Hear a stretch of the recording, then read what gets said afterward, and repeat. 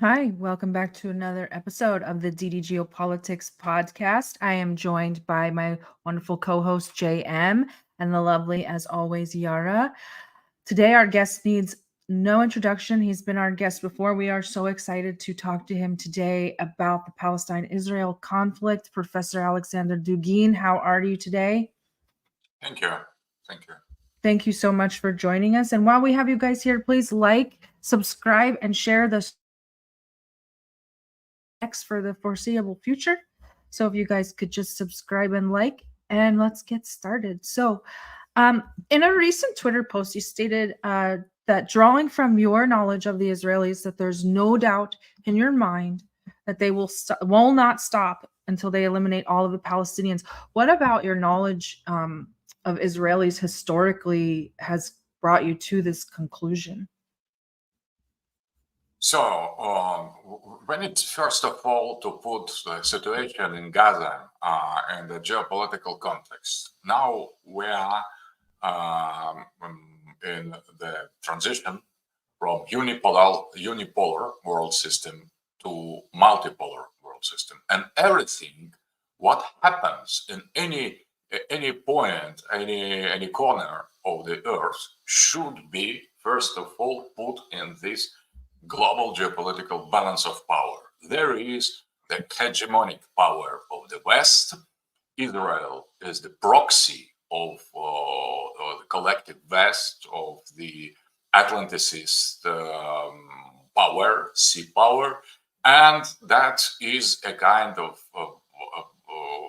main condition of the conflict. And on the other hand, there is the emerging multipolar world order with new poles appearing under our eyes: Russia, China, Islamic world, Africa, Latin America, and a bit India. All these poles are present in the BRICS structure. So the hegemonic power doesn't want to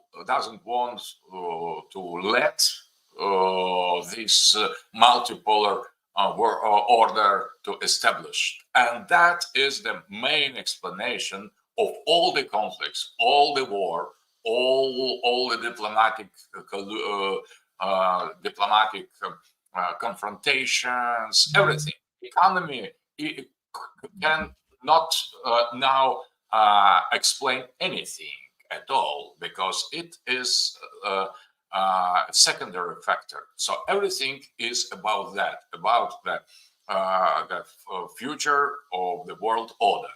Will it be still unipolar as now, or it will turn into the multipolarity? That is the main context. And in this frame, we should put Israel, Palestinians, Hamas, Islamic world, reaction of Russia, position of the West.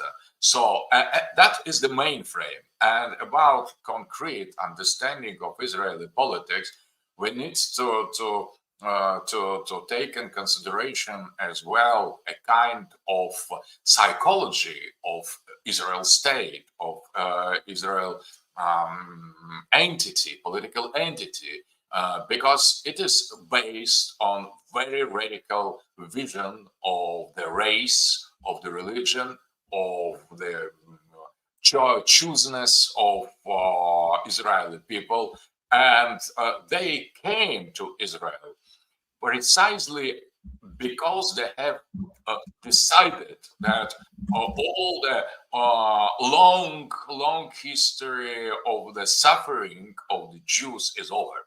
So no more suffering, no more tortures, no more persecutions. Now it is the totally new era that is open, and in this situation, Jews will be not only safe but considered to be kind of the main people, the people number one in the earth, and that was the meaning of the creation of Israeli state in Palestine. That was a kind of the moment of historical, religious, eschatological triumph. And to tolerate in that any kind of resistance from local people, from other populations living in this area or elsewhere, it is a kind of radical humiliation of this phase on which the state Israel is based. And that is why I considered from the beginning as the revenge after the attacks of Hamas against Israeli population will be very, very rough, very, very cruel, and I presume they will not stop because they will not stop before they accomplish full extermination, total ethnical cleansing of Gaza, not because so much or because they need this territory. It is not to reach territory. It is the problematic territory, but that is the principle, that a question of principle, because they consider, the Jews now consider that they were humiliated by Hamas, and that was a kind of all the history of Jewish people is put on the scale, so they need to revenge. They feel themselves totally obliged to revenge and to destroy what they consider to be aggressors and to erase from the face of the earth. And what is important, that the global hegemon helps and supports Israel in this decision. So that is as well very, very important thing. So Israel can to do that, and the global West, collective West, as we call it now, is in favor to support this deed. So I think putting together the capacity, the huge capacities of Western, NATO, American military power, and a kind of psychological, religious, eschatological mood of Israeli society, putting together two these factors, we could presume or foresee the total extermination of the population of Gaza. I have to ask, because many of our Arab and Palestinian, especially friends, they've expressed a little bit of frustration with Putin's lack of action or his any outward statements. So you've stated, and I agree, that Russia is vigorously combating unipolarity, which that translates to a broader struggle against globalization and the Western hegemonic influence. But Israel, as you've already stated today, is an obvious proxy of this hegemony. Can you explain the lack of a solid and clear Russian stance through this lens? And if Russia is supposed to be at the helm of multipolarity, how do they reconcile with their relationship with Israel? So first of all, I think that there is a kind of position of Russia expressed by our representative in the United Nations organization, Nebendia. There are the statements of Lavrov, our Minister of Foreign Affairs. So, and that is the full support of Palestinian people that now is in danger to be destroyed totally. So I think that position of Russia in that situation, by geopolitics and by the moral and by the historical ties with Palestinians and with Arab world and Muslim world, is clear. But what I think Putin, I could not speak for him, but I presume how he considers this situation. First of all, it is the direct attack against Islamic world. So if Islamic world doesn't react properly, doesn't declare the full-scale war against Israel, if it tries to combine to find some solutions, to speak with United States, with the West, as some of the rulers of the Islamic world do. So how Russia could intervene? So it is, first of all, it is the problem between Arabs or Muslims and Israeli, with the support of United States. And we could as well remember that so many Islamic states came to help us in our bloody war in Ukraine when we are suffering,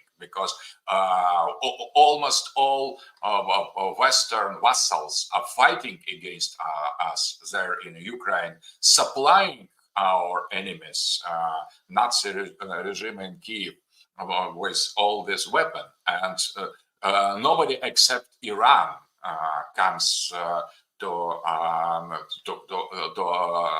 our side. So that is very important. We are ready to intervene. We are, for sure, we are on the side of Palestinians, but it is logical that Islamic countries should strike first. They should consolidate. They should overcome their inner conflicts, inner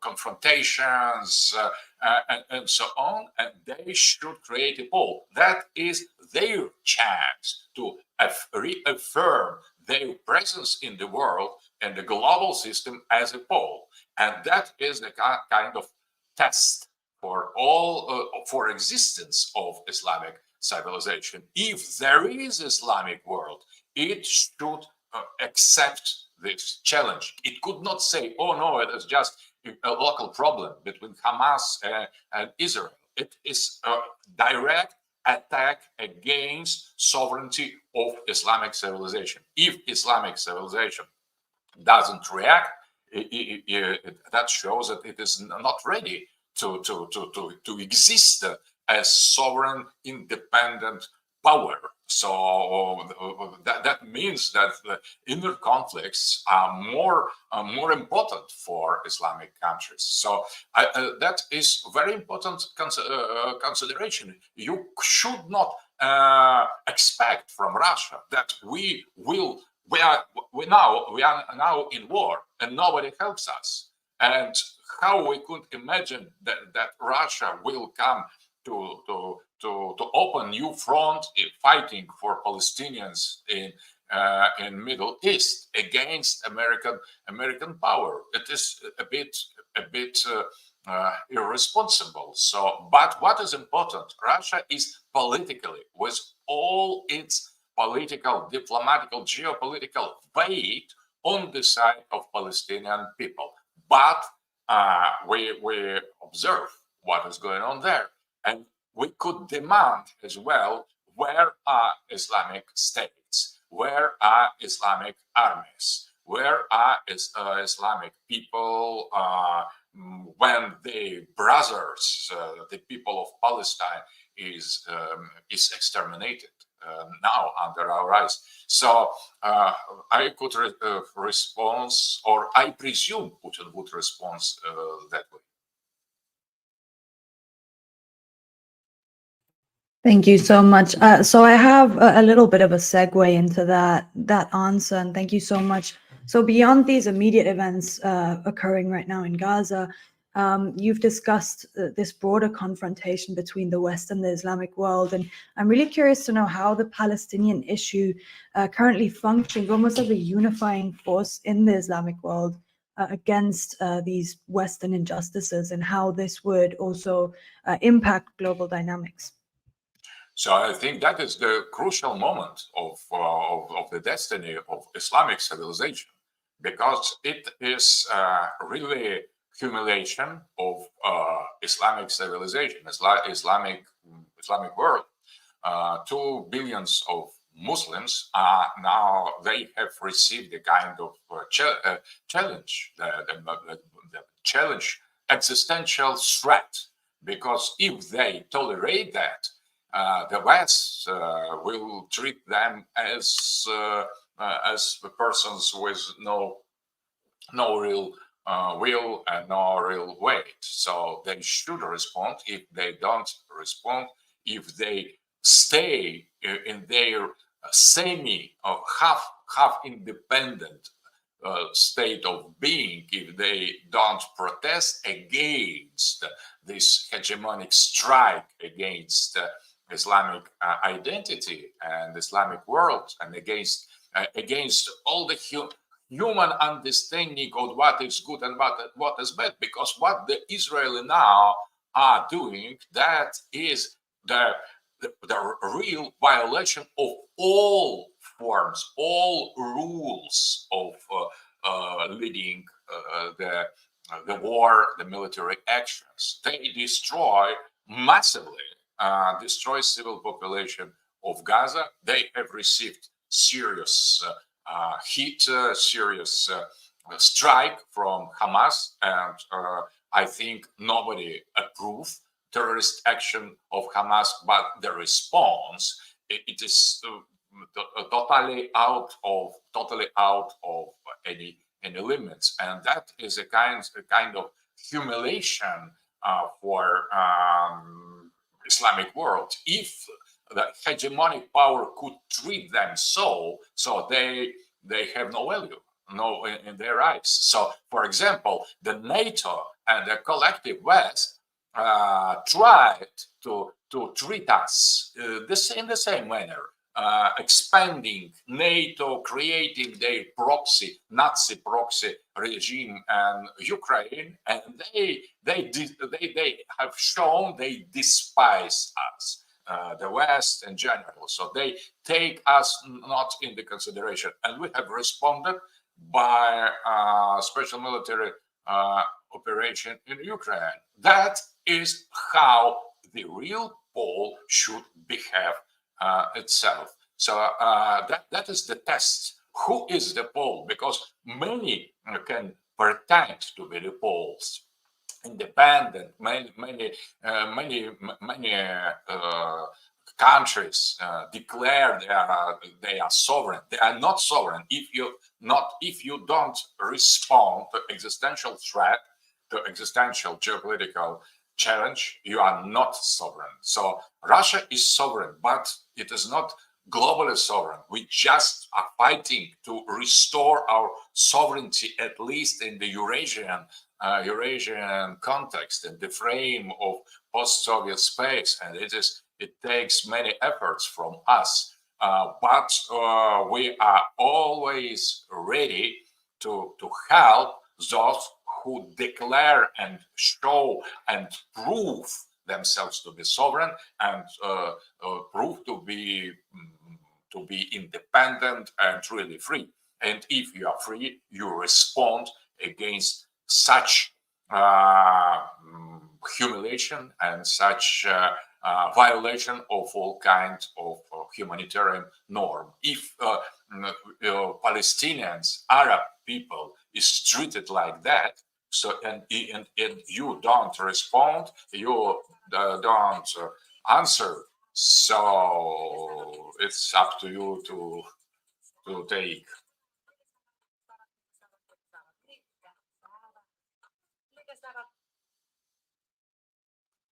So that is how I consider situation. So situation is critical. Now, if Islamic world receives and accepts the challenge, it will mean that we have the new pole, because Russian pole, Chinese pole, and Islamic pole will be three fully independent sovereign poles fighting, resisting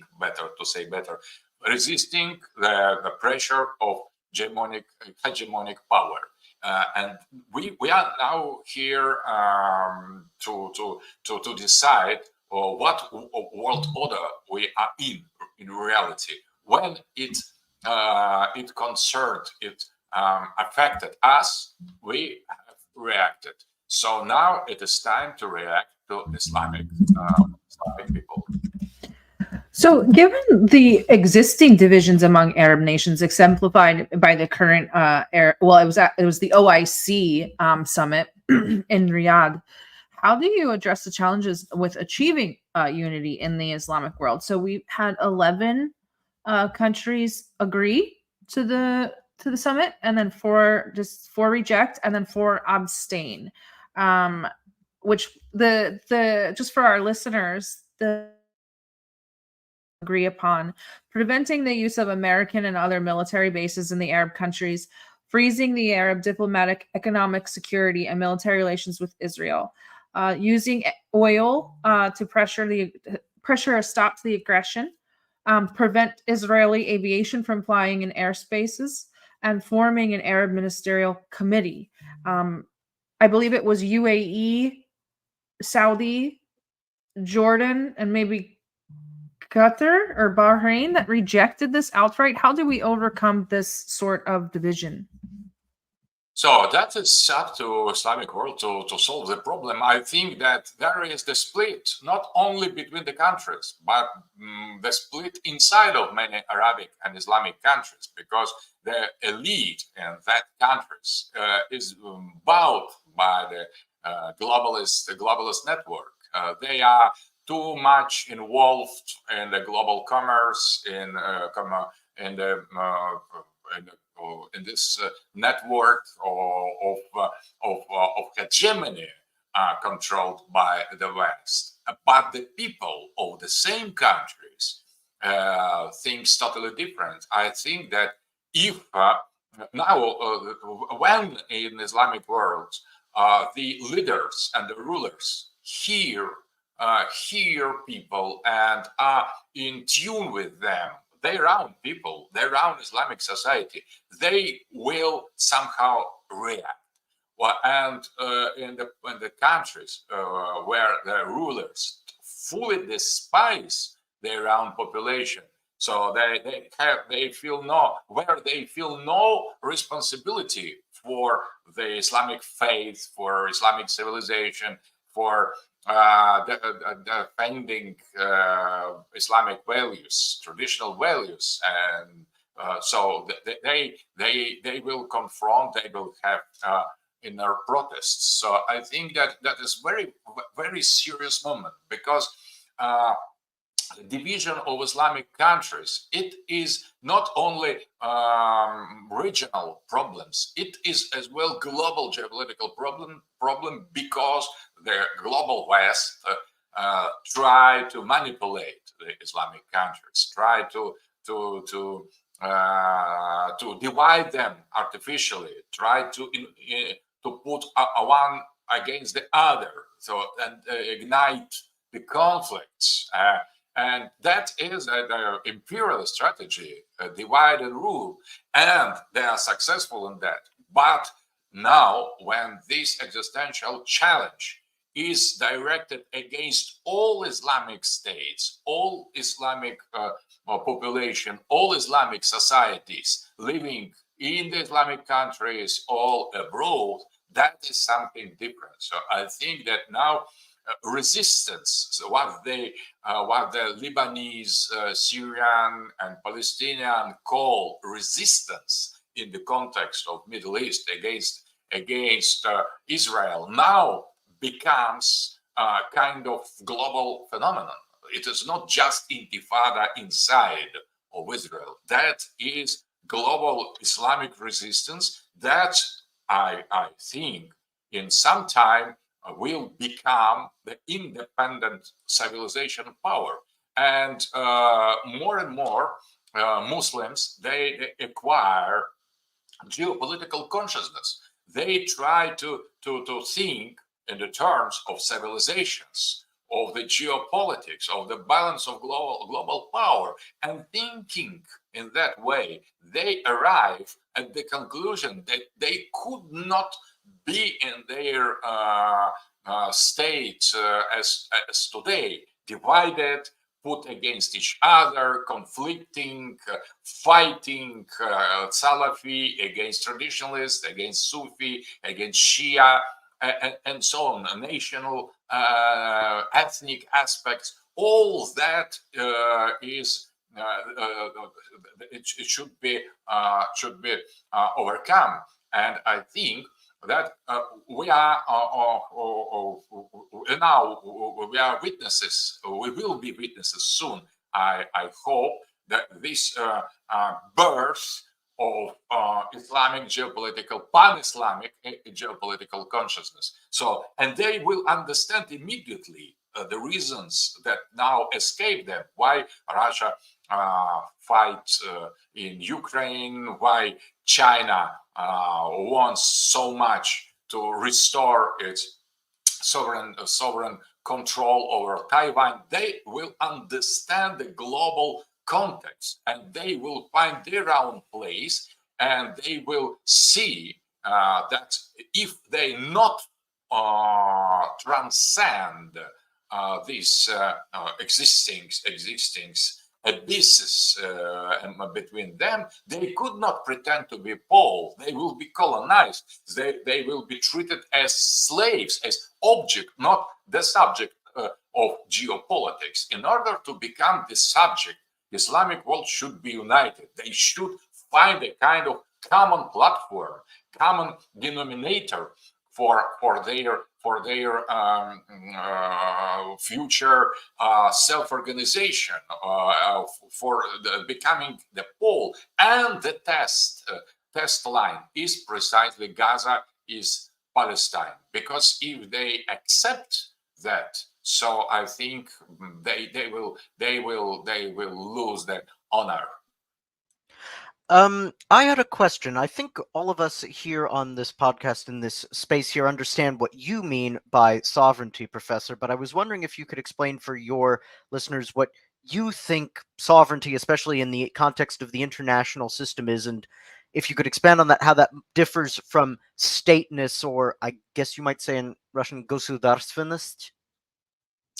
Exactly, that is the key issue, because sovereignty it is not enough to recognize formally sovereignty of some national state and to have the real sovereignty, because Krasner, as long as I remember, has dedicated the book, American analyst of neoconservative line, has written the book, the sovereignty, the global hypocrisy. Hypocrisy means that there is no sovereignty except in the case of great powers. All the rest of the world is not sovereign. It is dependent from those who are really sovereign.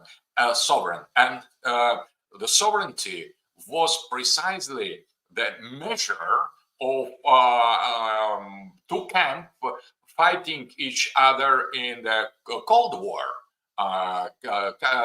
Capitalist camp of the West and socialist camp of the East were sovereign, and all the rest weren't sovereign. So all the rest were obliged in this bipolar system to choose which way to follow, whom to follow, or to follow Soviet camp, Soviet pole, or to agree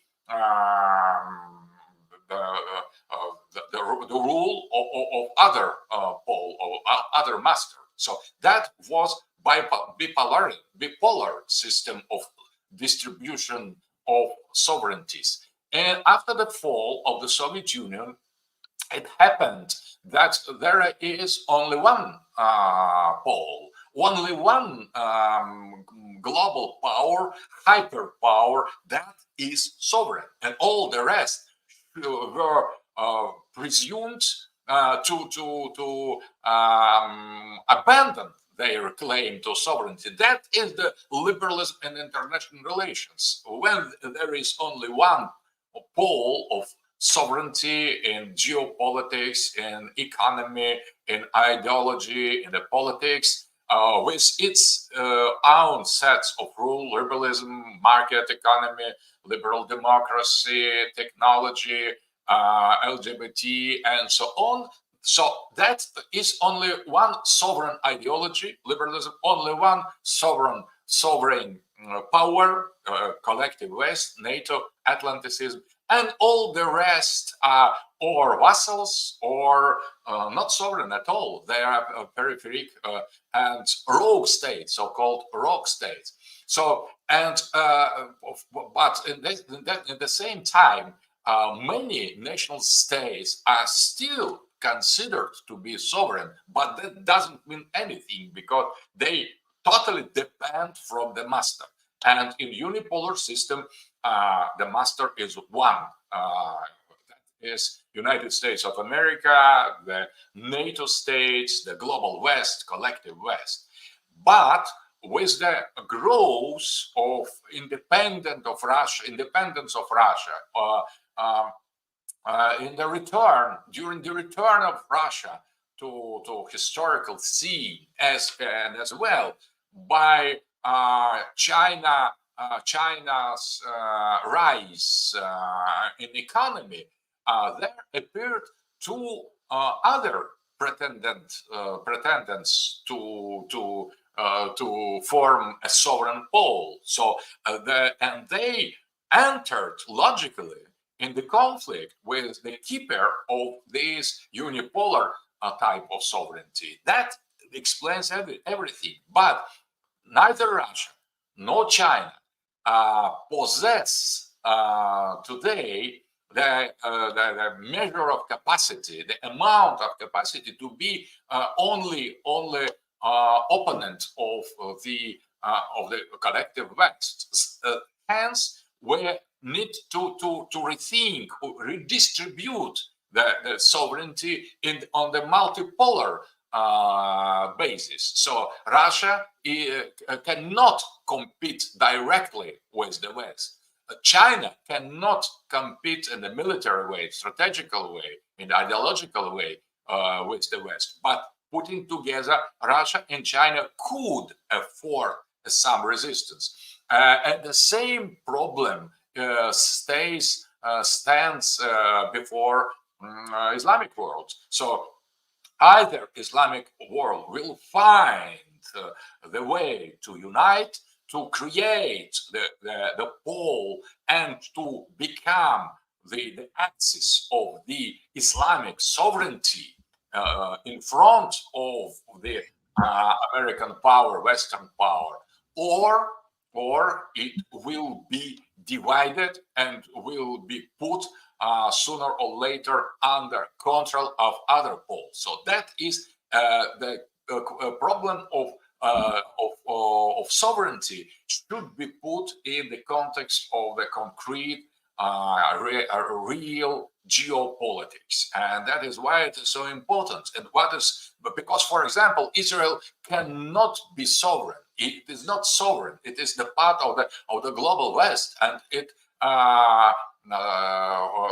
relies totally on the global West. Without the West, the Israeli economy, military complex, nothing could exist. It is just projection in the Middle East of the West, and the West is sovereign.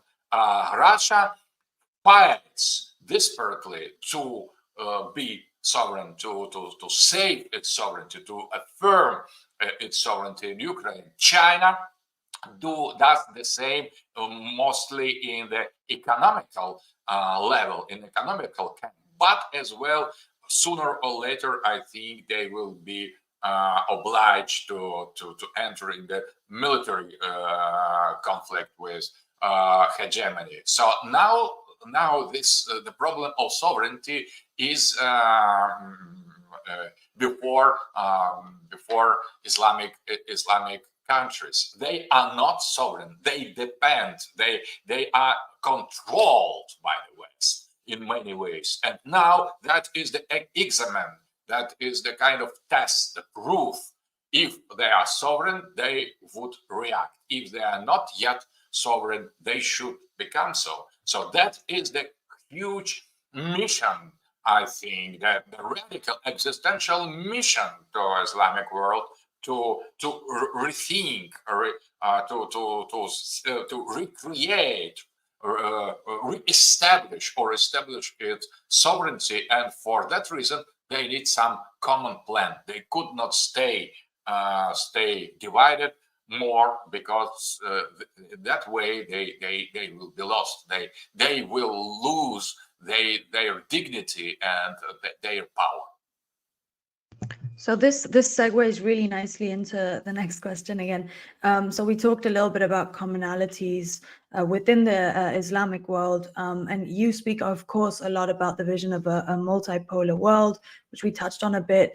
You highlight different civilizations uniting. We're talking about Russia, China, the Islamic world, India, Africa, Latin America, right? Can you elaborate a little bit for the listeners on the commonalities that you perceive among these civilizations and how their collaboration would contribute to this establishment of a multipolar world order, please? So, first of all, the world can be either unipolar or multipolar. It could not be both.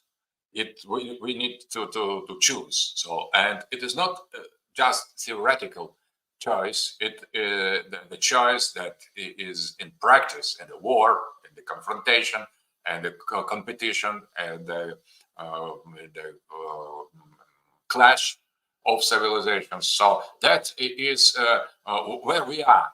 So we are in the middle between ending unipolarity but agonizing unipolarity, trying to continue to save it, to prolong it, and emerging multipolarity. So multipolarity is based on the difference in diversity of the civilizations, exactly as Samuel Huntington has foresaw.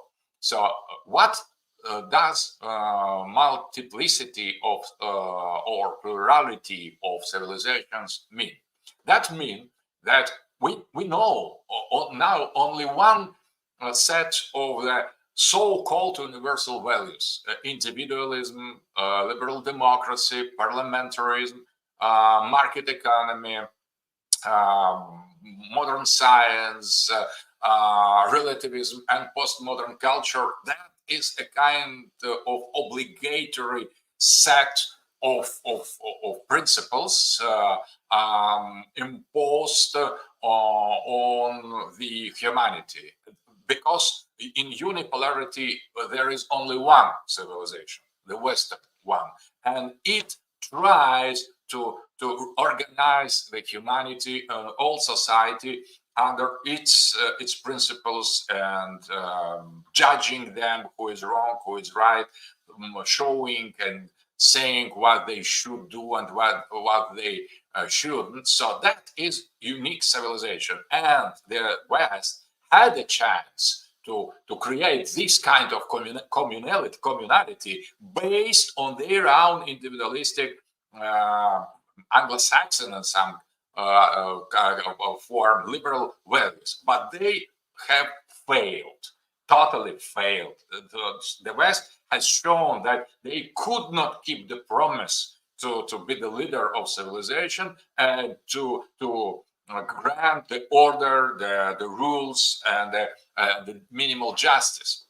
And that is the problem. So new civilizations rise now, are rising, and this civilization are based on the commonality of the other principles. For example, in Russia, we have traditional values: the family, the earth, the patriotism, empire, our history, our identity, our special kind of anthropology is sociology. Because, for example, for Russia, the man, the human being, is not individual. You could not imagine that.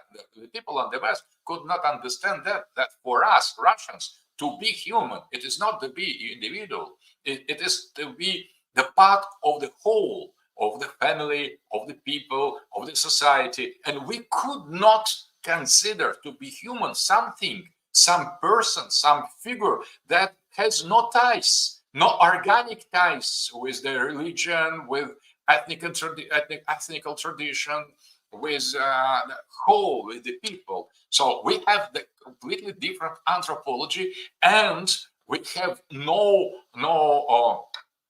premises for the liberal democracy.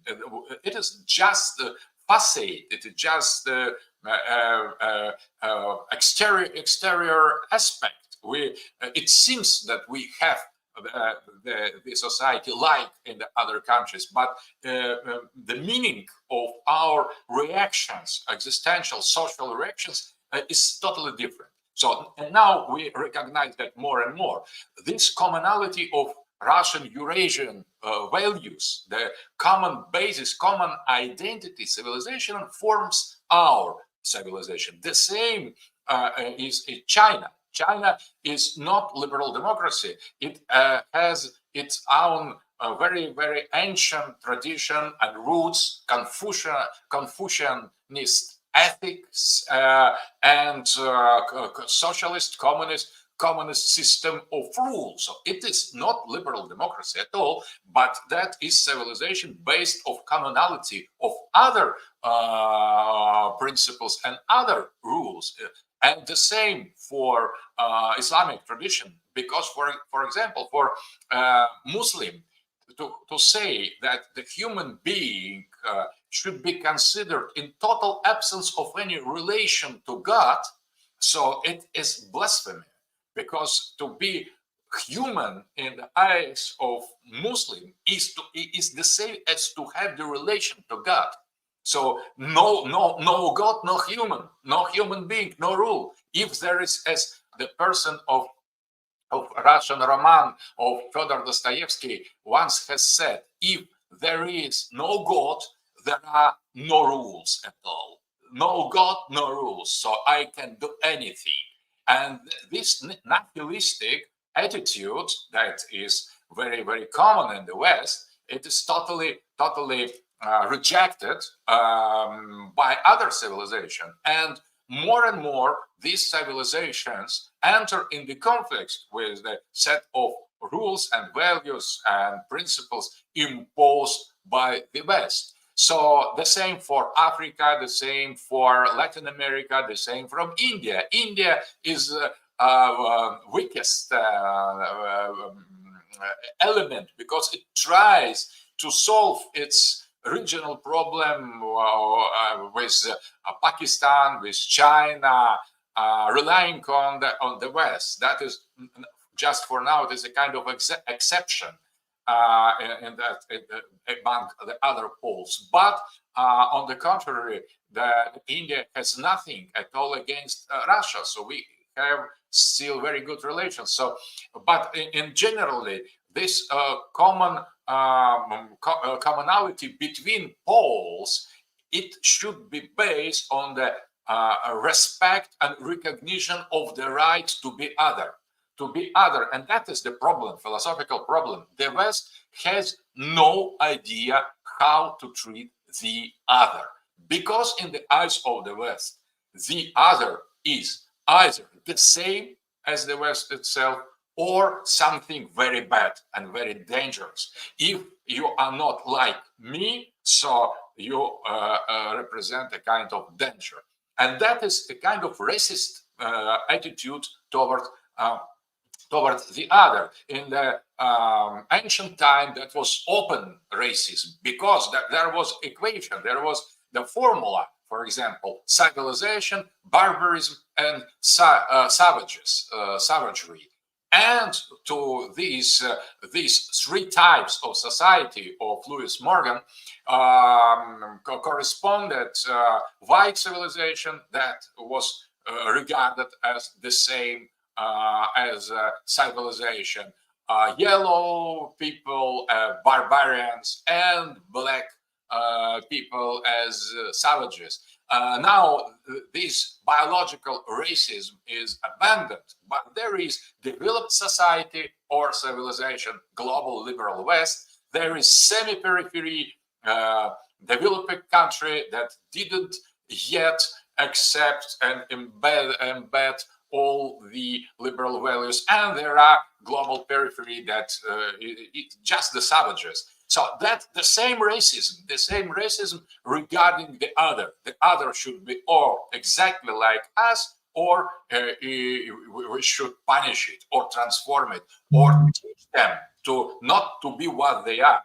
And this attitude of that is hegemonic, ideological, geopolitical attitude of the unipolarity. And against that, there is the growing resistance in all the world, in all the countries, in all the civilization. And what is interesting, I observed that the same rejection of this globalist liberal hegemony and unipolarity is growing in the West itself. So many people support now Palestine. So many people are against the politics of Biden, of United States, or against the European Union that supported before the Palestinians. And now, when they are under the danger to be totally exterminated, they do nothing. They, as Biden said recently, we could not hope for ceasefire. So he is responsible for what is going there. Israel is just one of the vessels of the West. So full responsibility is on the shoulder of Biden and of the American government. But I observe that many people, the huge amount of people in Europe and United States are protesting against that because they don't agree with this treatment of the other. And in the example of extermination, genocide of Palestinians by American vassals Israel, we see how modern days racism is working, it's functioning. So we could not leave this racist attitude. We abandoned the word, we criminalized the word of racism, but what we see now, it is pure racism because Israeli and the West exterminate Palestinian as a people, as ethnic group. They say, oh, they are fighting against Hamas, but they are killing the civilians and thousands of civilians just because they are Palestinians. They don't recognize any sovereignty, any kind of independence of the Palestine against all the decision of United Nations. United Nations, the structure of bipolar worlds, and now it is really obsolete. So Trump, when he said that United Nations is obsolete, he was right. But we have no other platform of international dialogue. United Nations was based on the balance of two superpower, of two sovereignties. And now, when we are living in the indefinite situation, when the unipolarity doesn't want to cease, doesn't want to let the multipolarity to be established, so we lack the correspondent, the correct international system, because there is no international order, and that is why there are so many wars now. I was going to ask questions about international law, but you and I agree that international law isn't real and doesn't really exist. There's nothing really to base anything on, because we especially with the Russian-Ukraine conflict, we've really seen international law completely be flouted. So it's kind of pointless to ask you, because I know what you're going to say, but we were going to talk about whether or not whether or not international law is just a tool of Western hegemony. I think you and I can all agree that it really is. So now I want to ask then, and in that framework, while we're still talking about Western hypocrisy and hegemony, in the past 18 months, we've watched the ICC issue a warrant, a worthless piece of paper, for the arrest of Vladimir Putin due to his so-called war crimes in Ukraine, which we haven't seen any evidence of whatnots and what have yous. But we haven't seen any indictment of Benjamin Netanyahu in the press or otherwise. What are your thoughts on this? And furthermore, What does this say about Russia in terms of how they fight wars in comparison to Western countries? Because what we've seen is that more Palestinians have been murdered over the last month than Ukrainians have in the entirety of the special military operation, which lends credence to the fact that Russia has done everything they can to avoid civilian casualties, but also leads me to believe that Israel is doing everything they can to promote civilian casualties. Yes, you are correct. But I think that for now, the state of facts and the truth doesn't concerns anyone in the West. So that is the reality. Everybody believes in the reality she or he wants to believe in. So the reality is secondary. The facts now, that is the fight between two fact checkers. So there are two global multipolar fact checkers and unipolar fact checkers. And when they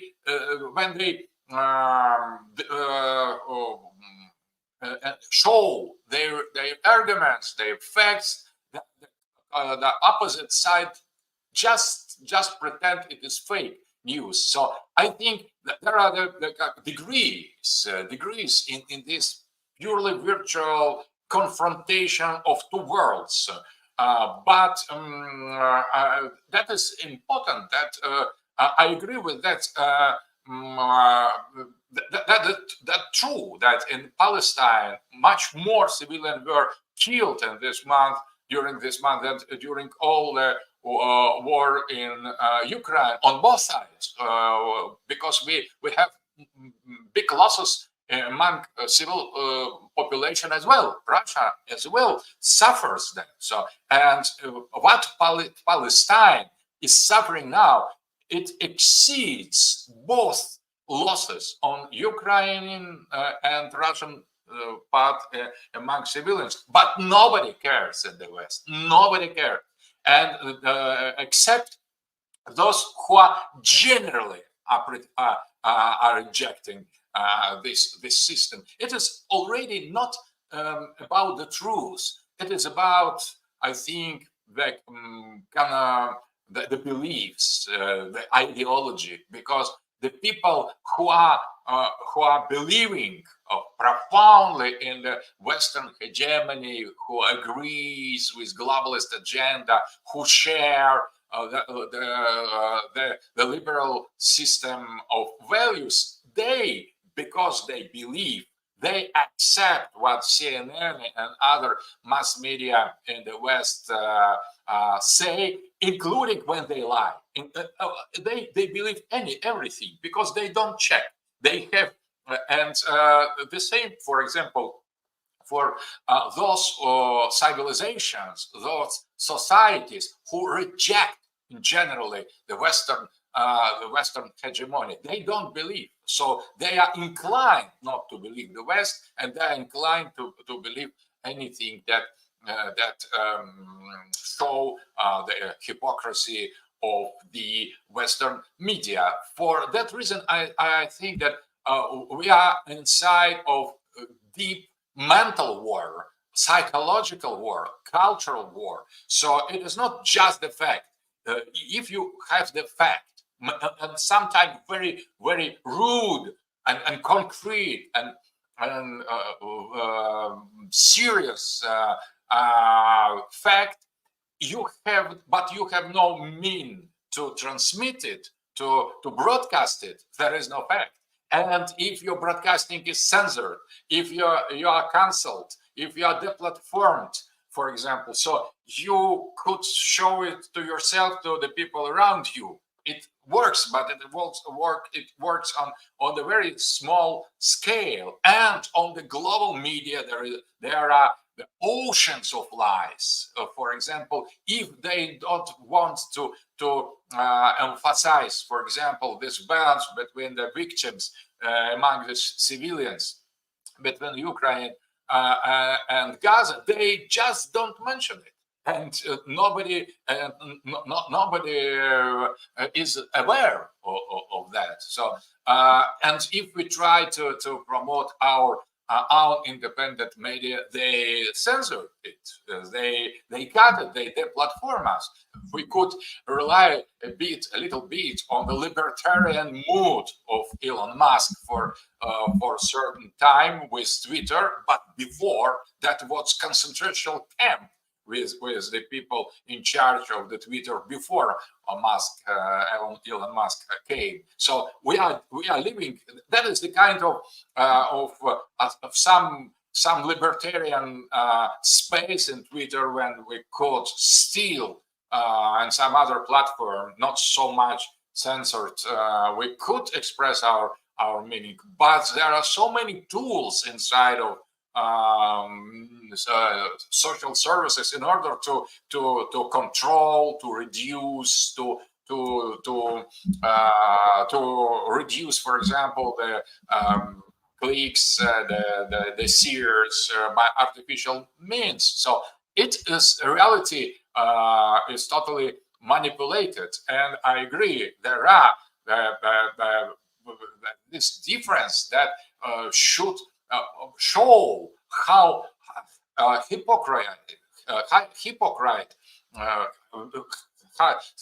such hypocrisy is in the blaming Russia for killing civilians.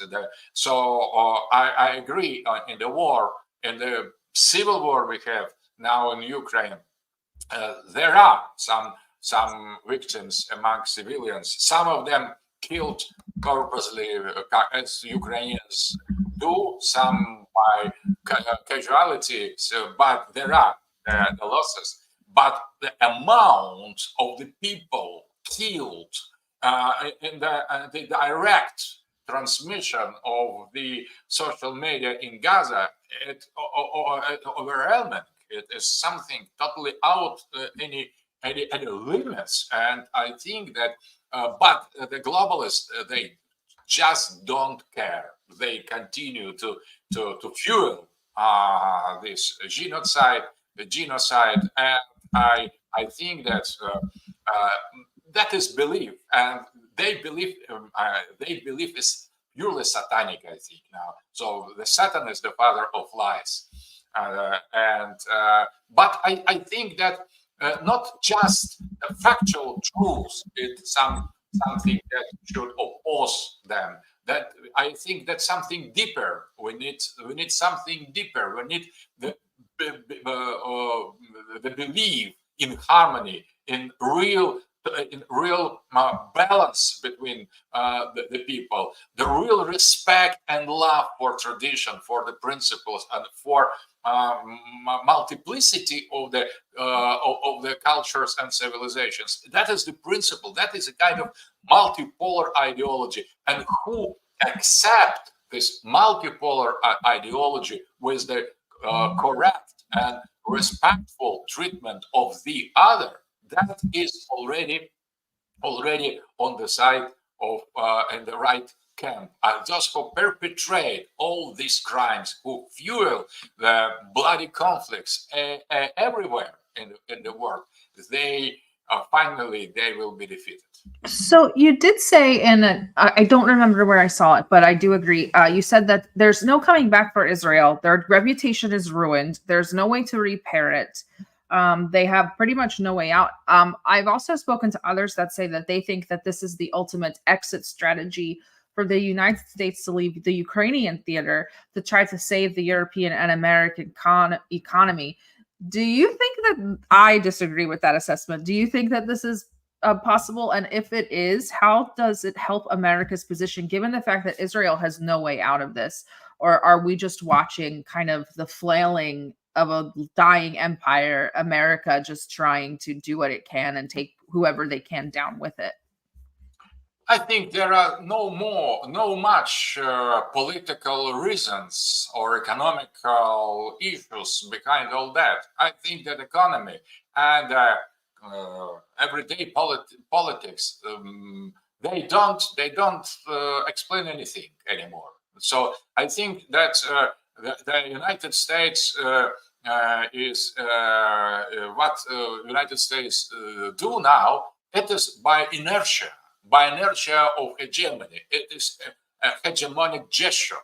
That has no real geopolitical reasons. And Meir Shammer, American analyst Meir Shammer, has shown long ago that the support of United States by the United States of Israel, of the state Israel, has no geopolitical or economical meaning, because it creates the problem with Arab world, with Islamic countries, and now the support of Israel, it is precisely a kind of beginning of the war between the West and the Islamic civilization. All 2 billion of Muslims are now more or less considering themselves to be the enemy of the West.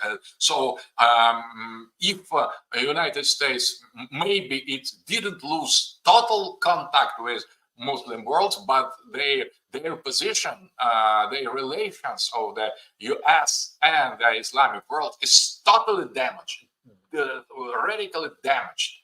So no more any positive relations, and the United States loses in that situation without any balance, and doesn't receive anything. The same for Israel. Israel loses. It could destroy kill all Palestinians. In the beginning of the situation, I didn't believe on that, but now we see that they will not stop. So I thought that they fighting maybe 1 week, they will declare ceasefire, but now they show that they are absolutely mad, continuing this massacre. But what I think that they could not receive some serious political results from that. They will be hated. The West will be opposed by Muslim world. So, for example, now United States is against China, against Russia, and against Ukraine. So, but Ukraine now it has shifted from the center of attention of the West, because precisely there is new front between unipolarity and multipolarity that is open. I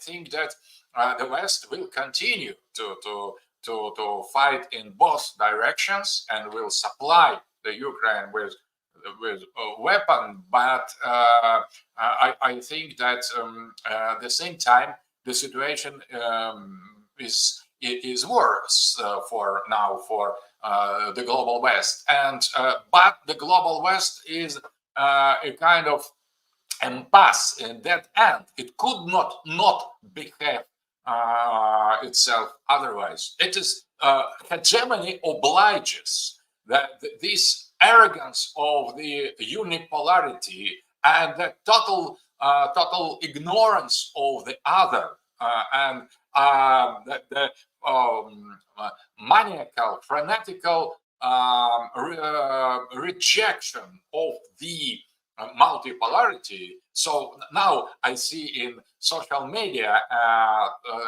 pro-globalist people affirm multipolarity is the fascism, multipolarity is the racism, multipolarity is anti-Semitism, and all the other totally foolish things, because multipolarity is something opposed to any kind of anti-Semitism, racism, or xenophobia. It is acceptance of the difference as such, not when the difference becomes like you, as liberal insist. So I think that now the situation is much worse for the West, because new front, and it is not just Palestine, it is a civilizational front that is open, and it will last long, because what is going now, it is trauma, deep trauma for Islamic soul. and they will not pardon it.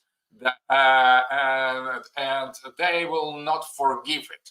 And they are as well Semite. Interesting that Arabs and Jews are Semites. The same ethnic group, the same language, maybe with different levels of the mixture with other peoples, but culturally and by the core, they are two branches of Semitic people, and but Islamic that concerns Arabs because there are the other Muslims in all other ethnic groups. But what is important? So I think that the hegemony is a kind of or in position when it is a kind of victim of its own strategy. So I don't think they really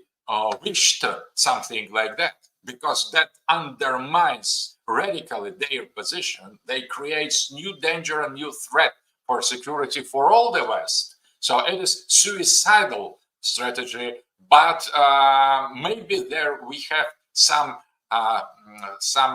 other dimension of the situation that is linked to the religion, because the Hamas action started under the name of the flood of the Al-Aqsa, and that was a kind of sign of the will to defend Al-Aqsa, the mosque of Temple Mountain, Mount Temple, against possible Israeli attack. And I think that adds eschatological, religious, the end of the world elements in that. And because I'm sure that the big scale Palestinian revolt will start in the western bank of Jordan and in the eastern Jerusalem. So there will be this concentration of the eschatological events around Third Temple that is very dear for some group of radical Zionists and Jewish religious people supporting Zionism, because they want to destroy Al-Aqsa, and because it prevents construction of the Third Temple. And in the Zionists' project, the construction, the building of the Third Temple, it is the way to open the way to Messiah to come. That many Jews reject this interpretation of Jewish faith, but there are some radical Zionist group that think that they should not wait anymore for Messiah to come. They should behave as if Messiah has come already, and to create the third temple. And for that reason, they need to destroy Al-Aqsa. And in defense of Al-Aqsa, the Hamas the groups have intervened in the Israeli territories. So it is very important, and in Islamic world, this aspect of the end-time confrontation around temple, around Mount Temple, around Al-Aqsa is in the center of the consciousness, because it is the part of the Islamic education. And in Islamic world, Islamic education, including concerning the events of the future, of the end of the world, are very, very, very common knowledge. So they really believe in that. So that is not by the chance we are calling that Holy Land. Israel is Holy Land. It is holy for us Christians. It is holy for Jews, and it is Holy Land for Muslims. And if there are such radical confrontation, so this eschatological dealing with the end time doctrines, motives, and topics, they appear, and they could make this conflict more and more radical. So we are dealing with very, very thin matters, and it is not just economy, just guess that someone pretend that all it is about gas discovered in Gaza. So maybe so. I don't deny that. But the history is so serious now that I think that it's childish thing. The economy, it is totally unimportant element in all that, because you can adapt any situation to have economic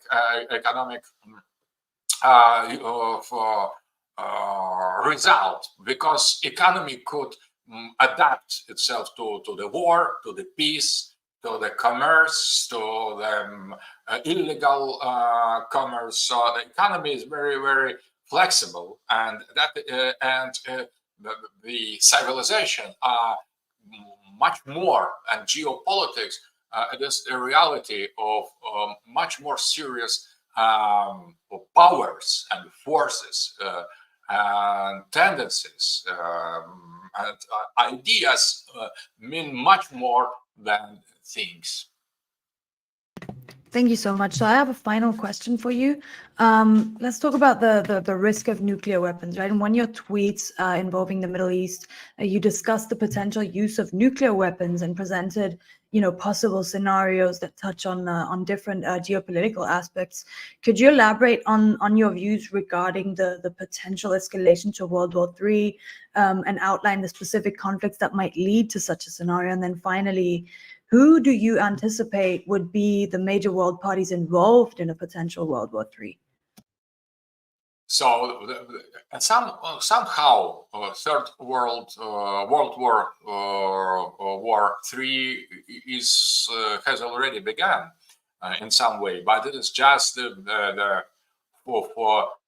first stage or zero stage of the real war, because there are two radically opposed camp, the unipolar camp and multipolar camp, confronting each other, clashing between each other on different front line.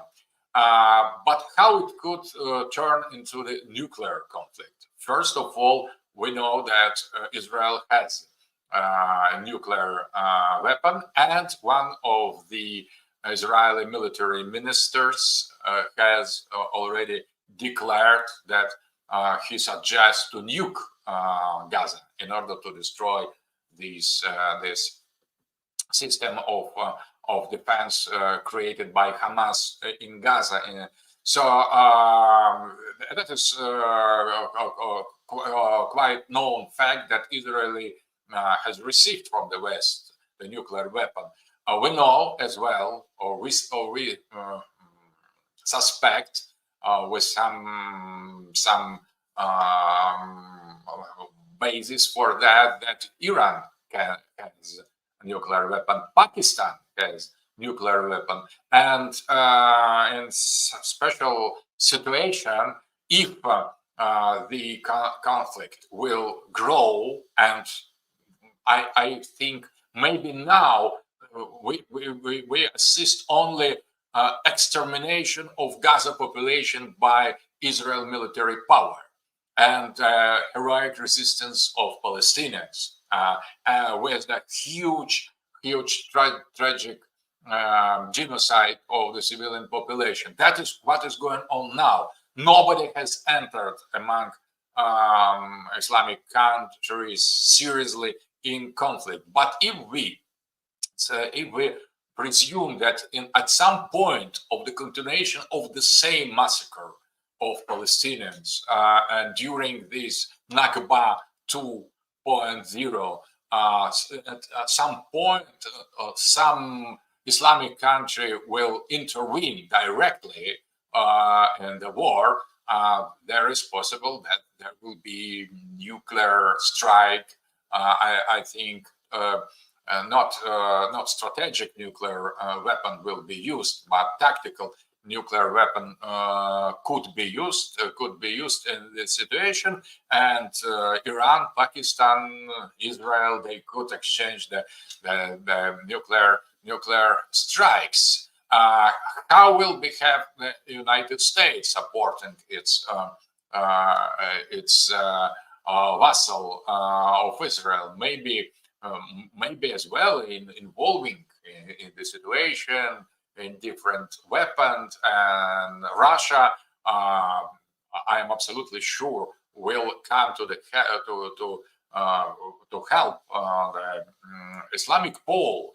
But I think that on all the sides there will be some rests of the clear consciousness that we shouldn't escalate too much this conflict, because the use of the strategical nuclear weapon will signify immediately the end of humanity. That will be the end of the world. Strategical nuclear weapon, that is mutual extermination. After that, only Mad Max, only post-human species could survive.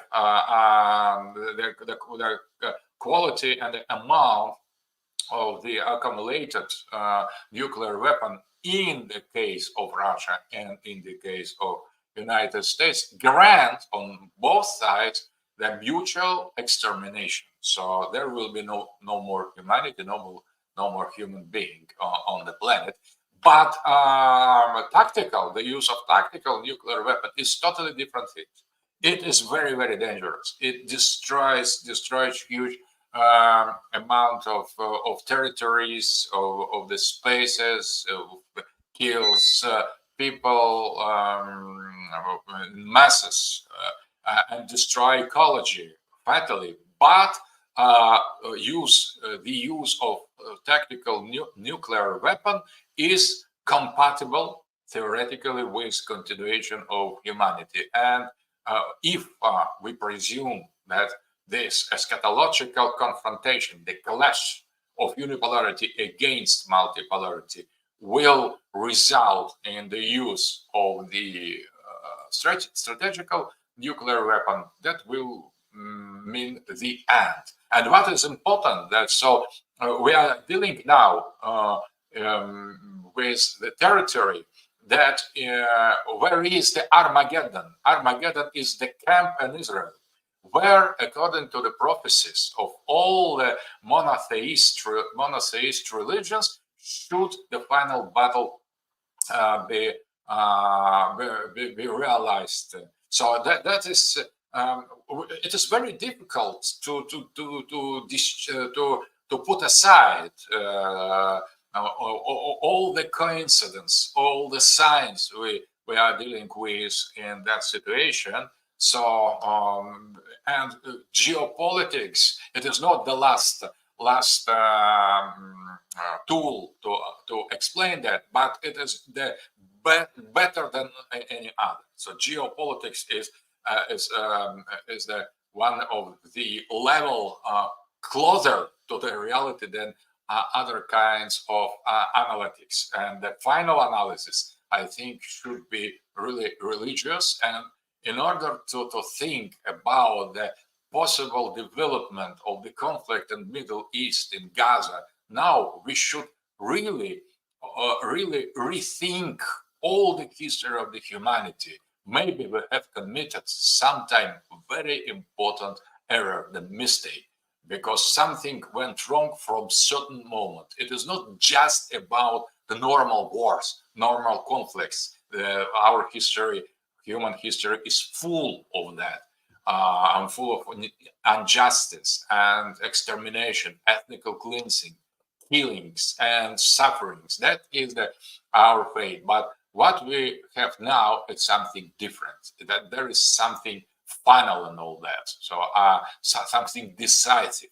And in order to understand what is ending, we should we should think how it started, where the humanity has committed some error and the thing went wrong. It is not anymore ideology, because there is not capitalism against socialism.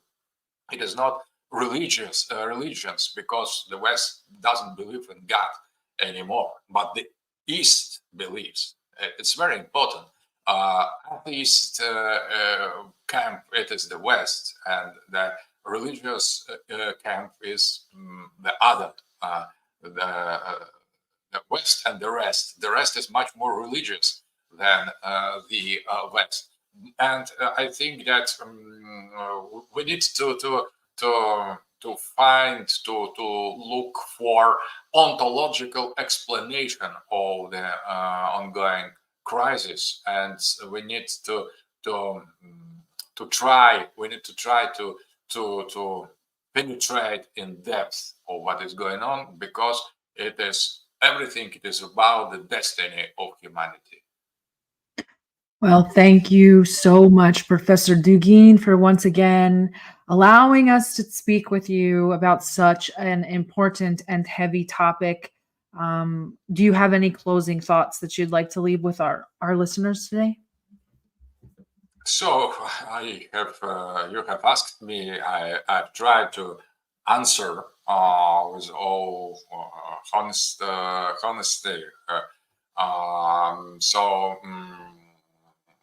I wish all the people in the West, I wish to stay strong, not to be victim of the people that doesn't represent your will and your thoughts and your values. That is very dangerous. That is where real dictatorship and authoritarianism and totalitarianism is. For example, not you support one leader or few leaders. The problem is if the leader represents your opinion, your thoughts, your convictions, your faith. That is democracy. If there are the people who, by all the democratic rules, come to power, but don't represent yourself, that is a real totalitarianism. So it is about the nature, not about the form. So if you feel yourself represented and defended by the power, no, that is democratic power. If you feel not so, it's your right to fight against that. So I would like to say some words for my Islamic brothers. Now you are exactly in the position we were on the eve of Ukrainian conflict. So now you should understand us Russians better, because we are fighting the same enemy, and the same enemy does not let us the right to live, to believe, to have our own values. So be united.